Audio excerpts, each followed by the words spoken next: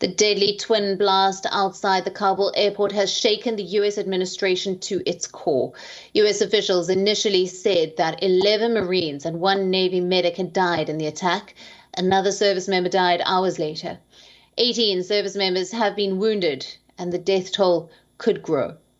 When U.S. President Joe Biden addressed the nation from the White House, his voice was cracking. He bowed his head for a moment of silence before taking questions from the press. Backlash against the Biden administration over the botched-up withdrawal is growing. However, Biden has stood firm on this decision. He believes that the situation could not have been dealt with any differently. In the latest address, he warned the attackers that the U.S. will hunt them down and make them pay. Listen in.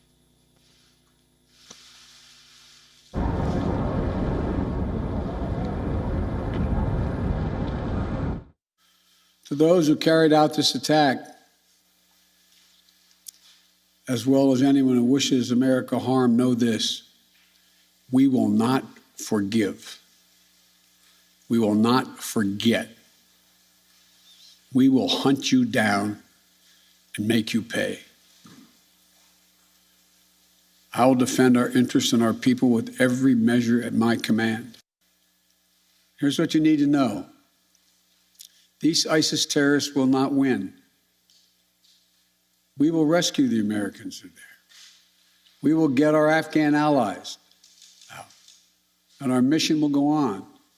America will not be intimidated, and I have the utmost confidence in our brave service members who continue to execute this mission with courage and honor to save lives and get Americans, our partners, our Afghan allies out of Afghanistan.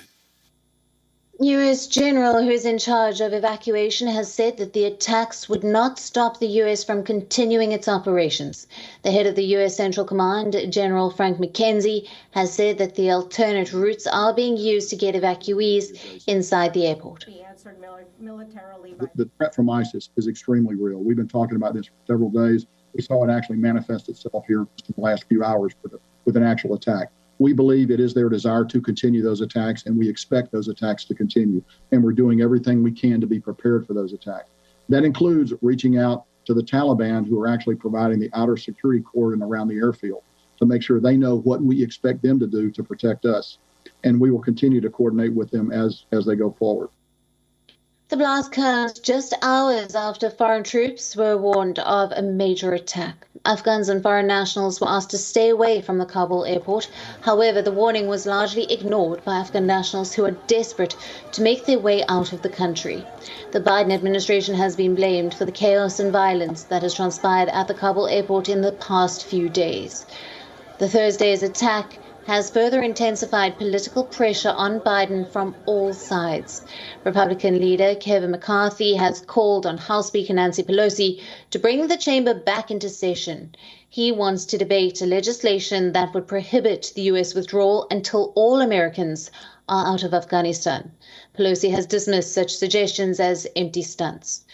A Republican congresswoman has said that the humanitarian disaster is a result of Biden's weak and incompetent leadership. She has also called him an unfit commander-in-chief. Another Republican Senator Blackburn tweeted that Biden and his top national security staff should resign and face an impeachment trial. A number of U.S. allies have said that they are ending their evacuation efforts in Kabul. This is to give the U.S. the time that it needs to wrap up its evacuation operation. Meanwhile, during an interaction with Fox News, Biden indirectly shifted blame onto his predecessor, Donald Trump. He said, and I quote, "I bear responsibility for fundamentally all that's happened of late, but here's the deal. You know, I wish you'd one day say these things. You know as well as I do that the former president made a deal with the Taliban." And our correspondent, Susan Tehrani, has sent us this report. Listen in. Following the deadly terrorist attacks in Afghanistan, a long list of GOP lawmakers are calling on U.S. President Joe Biden to either resign or be impeached. Now, most of these are happening on social media.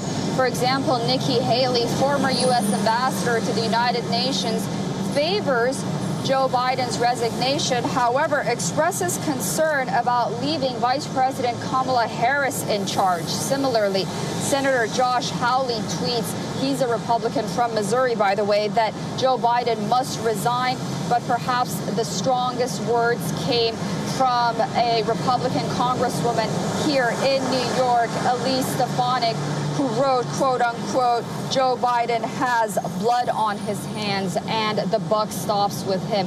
This after we heard that 12 service members lost their lives in Afghanistan due to that terrorist attack. All of this comes as Joe Biden sees his polling numbers among the American public also plummet for his handling of the withdrawal from Afghanistan.